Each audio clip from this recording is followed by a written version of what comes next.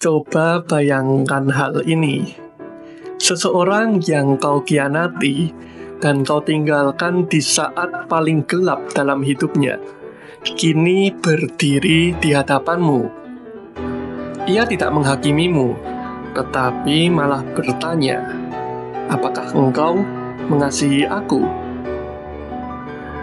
3 kali pertanyaan itu diulang, dan setiap kali kau menjawab, hatimu semakin remuk.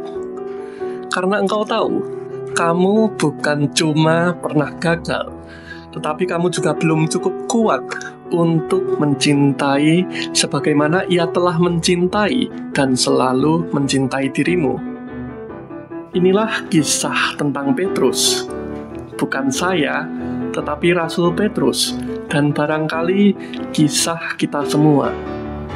Dalam video ini, kita akan menyelami Injil Yohanes, bab 21, ayat 1-19, dari sudut pandang Petrus, murid yang pernah menyangkal, pernah melarikan diri, lalu ditanyai 3 kali oleh Tuhan Yesus tentang kasih.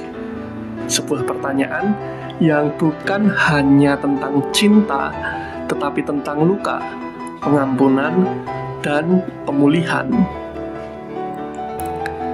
Sebelum kita menyelam lebih jauh, mari tarik mundur sedikit.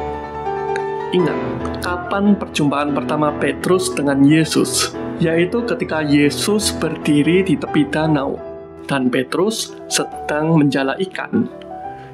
Tapi saat ia menyadari bahwa itu Tuhan, Petrus tak menunggu lama. Ia langsung melompat ke laut, berenang, dan menghampiri Tuhan Yesus. Saat berjumpa dengan Yesus, Petrus mengenalinya. Tapi saat itu, mungkin juga ia merasa malu. Karena saat itu bukan kali pertama mereka bertemu. Saat itu adalah perjumpaan setelah Petrus menyangkal Yesus. Rasa bersalah Petrus bukan rasa bersalah biasa. Ini adalah rasa bersalah yang sangat eksistensial. Sejenis rasa bersalah yang dalam psikologi eksistensial ala Viktor Frankl menyentuh inti keberadaan. Ketika seseorang sadar bahwa ia telah gagal menjalani tanggung jawab terdalam terhadap sesama dan terhadap makna hidupnya sendiri. Rasul Petrus tahu itu. Ia telah menyangkal kasih itu sendiri. Dan ketika Yesus bertanya kepadanya, "Apakah engkau mengasihi aku?" Pertanyaannya bukan bernada interogasi, tetapi sebuah pemulihan. Bukan penghakiman, melainkan pelukan. Tentu, ketika kita menyimak bacaan ini, terdengar ada sedikit ironi dalam percakapan itu. Dalam bahasa Yunani, Yesus bertanya kepada Petrus, "Agapasme?"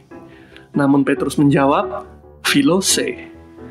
Agapas berasal dari kata agape, yang artinya adalah cinta tanpa syarat, tanpa pamrih, cinta yang memberi tanpa mengharapkan balasan. Sedangkan philo dari kata philia, yang artinya cinta persahabatan, kasih sayang antar teman, atau antar anggota keluarga. Yesus memakai kata agapasme. Apakah engkau mengasihi aku dengan kasih agape? Kasih yang total, tanpa syarat, tanpa perhitungan, tetap bertahan meskipun nyawa bayarannya. Dan Petrus menjawab dengan philose. Aku mengasihi engkau dengan kasih pertemanan. Petrus tak berani menjawab agape, karena Petrus tahu batasannya. Ia tahu betapa mudahnya ia jatuh. Ia sadar ia pernah mengkhianati Yesus. Ia tahu ia pernah berkata akan mati demi Yesus, namun akhirnya malah menyangkal dirinya. Tapi justru disitulah kekuatan narasi ini. Yesus menyesuaikan pertanyaannya. Pertama dan kedua, agapasme, dan yang ketiga, phileisme.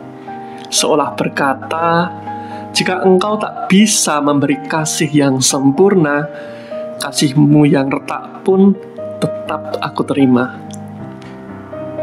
Ini bukan sekedar pengampunan. Ini adalah penerimaan radikal. Dan menariknya, Yesus bertanya sampai 3 kali, sama seperti Petrus menyangkal 3 kali. Saya rasa ini bukan kebetulan. Ini adalah rekonsiliasi yang tuntas. Dalam psikologi trauma, pengulangan simbolik ini diperlukan. Yesus memberi ruang pada luka untuk dikunjungi kembali, bukan untuk disesali, tetapi untuk dipulihkan. Sekarang, mari kita jujur. Kita semua pernah seperti Rasul Petrus. Kita ingin mengasihi dengan sempurna, tapi selalu tergoda untuk nyaman, untuk aman, untuk menyelamatkan diri. Dan akhirnya, kita tinggalkan janji itu demi kepentingan pribadi kita. Tentu, hal itu sangat manusiawi dan sangat normal. Rasul Petrus menyangkal karena rasa takut, tapi lebih dalam lagi, Petrus juga menyangkal karena ia adalah manusia biasa, dan di mata dunia, itu bisa dimaklumi. Erich Fromm, dalam The Art of Loving, menulis bahwa kasih sejati adalah tindakan, bukan hanya perasaan. Kasih lahir dari keberanian untuk memberi, bahkan ketika tak ada jaminan untuk dibalas. Dan keberanian itu tidak selalu hadir dari kekuatan, juga hadir dalam kerapuhan dan kerentanan. Dari keberanian untuk tetap datang meski kita tahu kasih kita tidak sempurna. Petrus datang dengan luka, rasa malu, dan cinta yang belum utuh. Tetapi setidaknya ia datang, dan Yesus menyambutnya, menerimanya, dan memanggilnya kembali, bukan hanya sebagai murid, tapi sebagai gembala dengan berkata, "Gembalakanlah domba-dombaku." Itu artinya, kasih yang tak sempurna itu tetap Yesus terima dan digunakan sebagai jalan pelayanan. Kasih yang ragu tetap bisa menjadi berkat. Luka bukan penghalang. Justru di luka itu, kasih seringkali menjadi nyata dan datang. Yesus tidak menunggu Petrus menjadi sempurna untuk mengutusnya. Ia tidak menuntut agape untuk memberi misi. Ia tidak meminta Petrus mengulang janji. Ia hanya ingin tahu, apakah masih ada kasih dalam hati yang telah retak itu. Dan di dunia yang menuntut kesempurnaan, di mana cinta diukur oleh performa, Yesus justru menunjukkan kasih-Nya kepada yang rapuh, pada kasih yang tak mampu membuktikan dirinya sendiri, tetapi tetap datang. Petrus tak pernah menjadi pahlawan, tapi ia menjadi gembala, karena dia tahu rasanya tersesat, dan yang menyelamatkannya adalah kasih yang terus-menerus bertanya dan menerimanya dalam kekurangannya itu. Maka, jika kamu pernah merasa gagal untuk mencintai, jika kamu merasa doamu tidak cukup tulus, imanmu terlalu retak, atau lelahmu telah memuncak dalam mengharapkan harapan, ingatlah, bahkan kasih yang retak pun bisa dipakai Tuhan untuk membangun kerajaan-Nya. Kita semua pernah menyangkal dalam diam, mungkin bukan dengan kata-kata, tapi dengan kenyamanan, kompromi, atau ketakutan.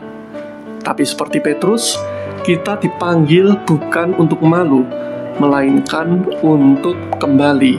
Jika kamu pernah merasa kasihmu kepada Tuhan atau sesama terlalu kecil, tuliskan di kolom komentar. Apa satu langkah kecil yang bisa kamu lakukan minggu ini untuk menjawab kasih-Nya? Jika video ini menggugahmu, bantu sebarkan pesan ini.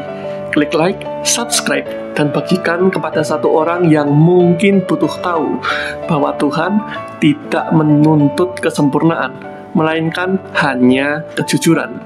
Sampai jumpa di video selanjutnya.